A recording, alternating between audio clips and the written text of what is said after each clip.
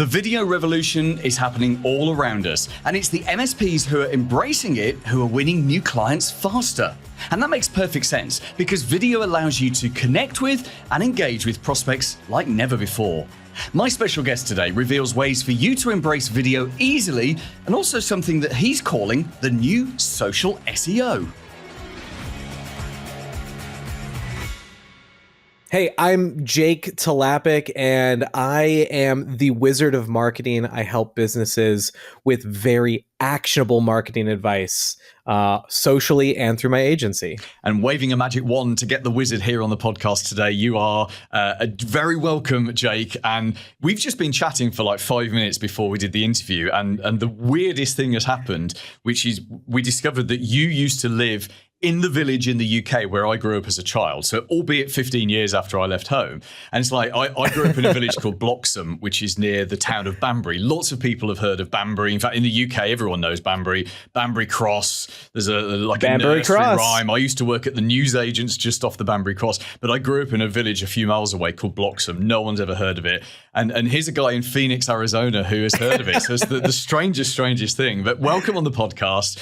You're here. Yeah, excited to be here. Thank you. You're not here to talk about North Oxfordshire. You're here to talk about marketing. And it's interesting. You used to work in an MSP doing marketing, and you've since gone on and developed a much bigger footprint within marketing overall. And I know you've got so many things to talk about which are going to help MSPs with their marketing. So let's delve a bit back into your history. I mean, tell us, what were you doing in the UK, and how did you go from being in the UK doing the work you were doing to actually working for an MSP? Yeah, so I was actually in the US Air Force, and I worked at a base in the UK that was a linking communications base between Washington, D.C. and the Middle East. And so I did IT, MSP work. That's what I did every single day, logging into routers, switches, making sure, everything's muxed and demuxed. So that was my life for a long time. I got out after a couple years and accidentally got into marketing, kind of as a project manager, realized I loved it, started learning it. And then when I left that job, I got a job as a marketing director at an MSP. So I was bringing back both my new skill set and my old skill set together. And it was a lot of fun. No, I bet. And how long has it been since you've worked within an MSP? So I worked for that MSP about 10 years ago now, but I have worked on and off with MSPs over the years through my agency. In fact, the MSP I worked for, I left and they became my very first customer at my agency. I love it when that happens. There's some kind of real serendipity with something like that, isn't there? Well, of course, the MSP world has changed probably 3 times in that 10 years, and when I started in the channel in 2016, someone said to me, the whole managed services, or I think we were just even saying IT back then, the whole IT world, the whole channel changes every 7 years. And I would argue it changes every 3 to 4 years now. The pace of change has speeded up. And I'm sure that you've seen that with the MSPs that you're working with. Certainly in marketing, everything has changed. It's only been a couple of years since ChatGPT went mainstream. AI has completely changed the marketing game. It didn't at first, but you'd be pretty dumb not to look at it in at this stage of 2025 and not say it's changing, actively changing how we do marketing. And even the way we use socials and everything it's just huge change. It's almost like we've picked 2 worlds that are in complete change. We should all be dentists, where I'm sure very little changes in dentistry other than the drills get faster and the treatments get more expensive. So what are you doing right now with MSPs that's, let's say cutting edge? And I'm always slightly scared of cutting edge because actually for the average MSP, they don't want cutting edge. They just want what is working right now. But what are you doing right now that's new, that's exciting, and that's working right now with MSPs? So what I think is really cool is that the cutting edge things we have right now are not necessarily new techniques or strategies. They're just being deployed in new and more interesting ways that are being effective. SEO has changed dramatically, and SEO has been a absolute pillar cornerstone of MSP strategy for 2 decades. But SEO itself has changed underneath MSPs, and there's now an opening, a gap that not many people in that space are filling, and that is social SEO.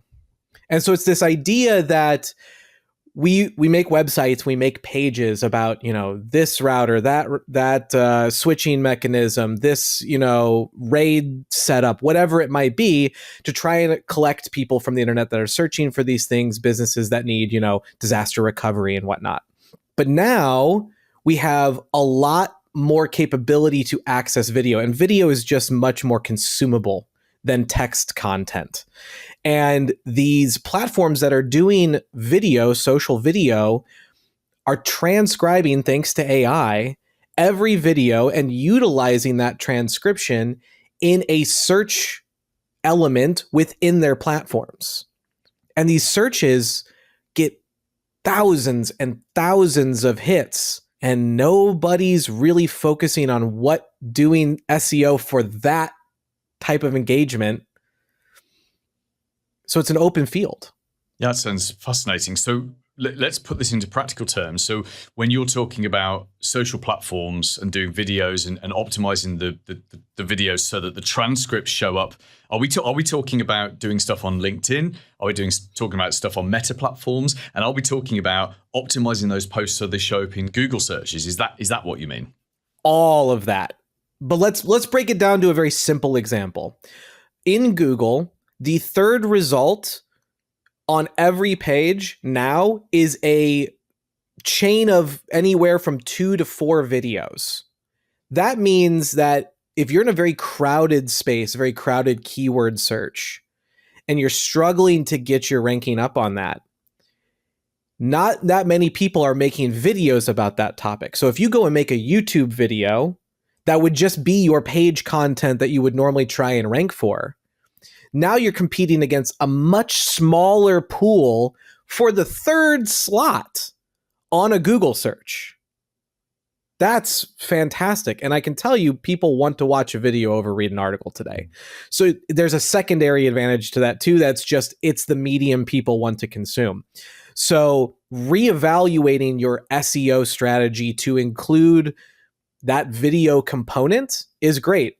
I love that. And you're absolutely right. People do want to watch videos these days. It's what we're all doing. The the amount of YouTube consumption is going up immeasurably. The amount of traffic on the internet that video takes up, and I don't have the stats, but it's massive, isn't it? It's absolutely a huge proportion.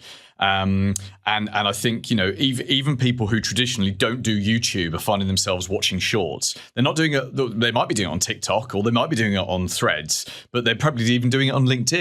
There's so many ways to watch shorts. I find it myself. I've gone from reading articles to watching shorts. I've got Netflix, I've got Prime, and all of the other Disney, everything. And what I'll do is I'll watch one proper TV show, and then I'll spend 40 minutes on YouTube on my TV. Yeah, right? And I don't even pay YouTube, and I just get annoyed with the adverts. I should probably upgrade to YouTube Premium or something. but in my head, that's not a channel I watch regularly, and yet I know I spend more time on YouTube than I do on all of those other subscriptions put together, because it's quick, it's fast, and it's exactly what I'm interested in. And that, I think, is the secret of videos, and where maybe the secret for this lies. And let's talk about how MSPs could make this relevant, because I'm into Doctor Who, right? Doctor Who, British sci-fi show, currently struggling. Disney ended the deal that put a load of money into it. It didn't work, and it's a 60-something-year-old TV show. But I could talk Doctor Who for hours. I should start a Doctor Who podcast. There's plenty of them already, right? So I'll end up watching very specific YouTube videos about that very specific subject, and very, very insular, that would be of no interest to normal humans like you, Jake, right? But to me, that'd be of interest. And the point being, I wouldn't classify as a normal human, but that's all right. Maybe. But then there'll be something. We don't need to go into what your thing is, but you'll have an equally tiny little thing that is of so interest to you. It could be cars, it could be bikes, it could be boats, whatever. And you're like, I want to look at the fins and the fin design of a boat, whatever. We all have these little things, and YouTube has allowed us to go down the rabbit hole of those. Bringing that back to MSPs. How do you, because MSPs, you've worked in an MSP, you know that if you're an MSP in Phoenix, Arizona, you're just trying to serve that local market, you're just trying to perform well in SEO. How does that actually work for a local MSP? Does it mean you've got to sit and say, right, what are people looking for? How do I do videos for that? How do I jump onto that platform? How does that actually work in a practical level? Absolutely. So the way that I would approach that from an execution, making a workflow and SOP for this is I would approach your sales team, whoever's your account managers, whoever's having conversations with your clients or potential clients, and say, what types of questions are you getting asked early in the cycle? What are the most common things that people want to know the answer to? Then I'm going to take that, honestly, go to ChatGPT, say, write me a 90-second, 3-minute script for how to this, that. And it's going to produce something that's pretty good, to be honest. Shoot that up. We don't have to have complicated setups. The more organic, the more trustworthy a video is. So have a good audio. Good audio is the secret to good video. So have good audio, but shoot the video, get it up there, let it get transcribed, let it get processed by the system. And that's going to serve just like a blog article that you would write on your website. And it's going to rank both in Google. If you're doing it on YouTube, it's going to be on YouTube itself. It's going to be very discoverable, very shareable as well.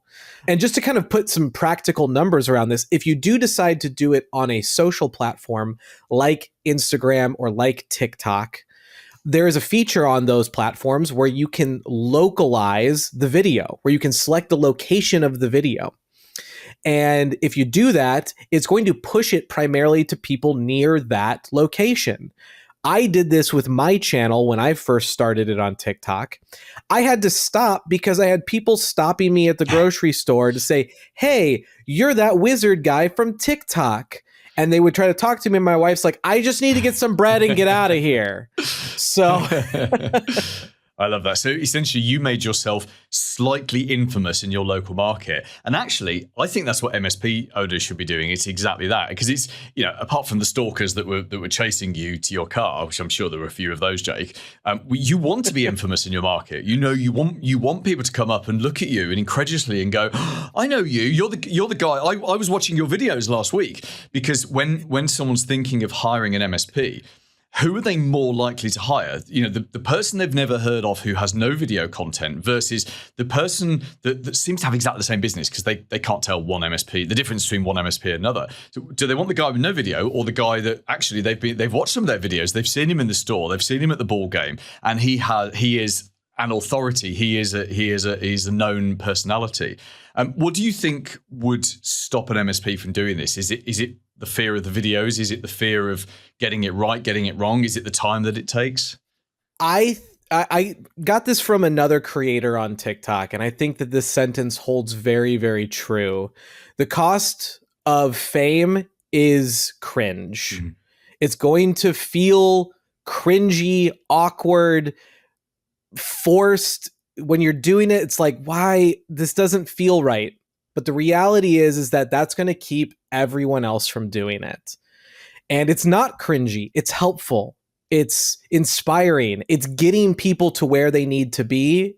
And you need to push through that cringe curtain and just get it done. I think that's the biggest thing, is just starting to produce it. Yeah. I love that. That's my quote of the podcast, by the way, is to push through the cringe curtain. I absolutely love that. Laura on my team listens and watches all these episodes, and she pulls out the quotes for the page. Like, we have a podcast summary page on our website, and I very much hope that that's the quote that she pulls out. Final question for you, Jake. Excellent. Is obviously we talk about AI, and we know that it's not just about SEO these days. It's about GEO, generative engine optimization. And right now, I read a stat a few weeks ago that said that right now, ChatGPT, Claude, Gemini, et cetera, they're making recommendations for businesses based on people's research. And right now, it's like 1-2%. So 1-2% of your traffic or your new leads are coming from these AI engines. But we're on day one. We're on minute one of hour one of day one. And I saw a great tweet which had been I don't go on Twitter, but I saw a tweet which had been turned into some of the social posts somewhere from someone saying, our kids in 30 years will not believe that the way we got answers to things was to type something into Google, read a page of blue links, click on 5 of those links, and then figure it out for ourselves. When actually for them, they just say to the AI, what should I do about this? And the AI works it all out. And when you see a sentence like that, it's like, oh yeah, that makes complete sense. That we're cavemen, we're digital cavemen right now. Yes. So let's assume that the GEO, generative engine optimization, feeding the AI engines what they need in order to recommend you to people searching for the answer to the problem they've got. They're not going to go searching for an MSP, but they're going to go searching for the answer to a problem. Do you see, and I appreciate I'm asking you here to look in a crystal ball because no one knows until it happens, but do you see video content continuing to be really important to the AI engines? I don't think it's going to be important to the AI engines as much as it's going to be to the consumer. And the reason for that is because at the end of the day, business to business, that model doesn't exist. Everything is people to people. We're not having, and maybe we'll get to the point where AI is talking to AI and buys from AI and it does it on my behalf. Great. We'll do some of that. But at the end of the day, when you're making those giant business decisions of which MSP you're going to commit to for the next 2-3 years, that's going to help you grow through infrastructure, you're going to want to interact with a person. And a person is going to make that decision based off of another person talking to them. And so video is going to start to build that relationship better than any AI, better than any blog post that you can ever create. And so I think that the value of video, ultimately, SEO aside, GEO aside, is timeless when it comes to business. Yeah, I agree with you. In fact, I can see something in the near future. Let's hope it's not too far away, where we've got agents in our phones, and we can be sitting watching a video, and someone will say something, and you just say to your phone, "Oh, I want that. Can you just do that for me?" And it'll just go off and find a local buyer and buy it, and it's got your credit card, and it knows your limits and what you're comfortable with and not, and it just go. Or you'll say, "Oh, you're watching a video and you say, I'd love to eat food like that. And it'll find the local restaurant that you're watching a video in Japan, right? Of a restaurant in Japan that's making a kind of food. And it'll find the nearest restaurant to you, realize you're free on Thursday night. You normally go out on Thursday night with your wife or whatever, and it just does all that for you. And that's a whole different step up, and yeah, I completely agree with you there. To me, that's exciting, right? Because you can game that, and by gaming it, I mean you can feed that. You can realize that that's what's going to happen, and because we're on minute 1 of hour 1 of day 1, this is a great time to be talking about this stuff. There we Absolutely. go. Jake, we could talk for hours and hours about this. We're not going to. We're going to stop here. Me, because I want to go and look up childhood memories of Bloxham. But you, because you have podcasts to record, because you have an entire network of podcasts. So tell us about your podcast network, which I know they're going to be fascinating to MSPs. Tell us about your podcast network. And also do tell us what you do to help MSPs in your agency as well. Absolutely. So our podcast network is called Vox and Coin. We currently have 3 shows on the network: Monday, Wednesday, Fridays. They're all very different. We have our kind of standard, 2-host talk about the marketplace show, very thought leadership, very fun, very relaxed. We also have our interview show, Unicorn Campaigns, where we interview people who've run extremely successful marketing campaigns and break that down. And then my personal favorite is The Last Drop, where myself and Dave, my co-host, we sit down and we invent a business from initial concept to rollout in about 45 minutes. And we always pick some very wild ideas. So they're great shows to watch if you're just looking for some nuggets about business development, entrepreneurship, sales and marketing. I definitely recommend checking it out. And that's all supported by Finch, which is our agency. We do paid advertising management as well as SEO. That's kind of our bread and butter. So discovery, lead gen, we're going to get you found. We have one of the highest average ROASs that I've seen in an industry. Our team is incredible, and we are global. We always have a team member awake somewhere on this planet of ours. So we're always working for our clients, making sure that everything's optimized and always producing. So if you want to check out the podcast, look up Vox and Coin on your favorite podcast platform or YouTube, and you can visit our agency at finch.com. Paul Green's MSP Marketing Edge.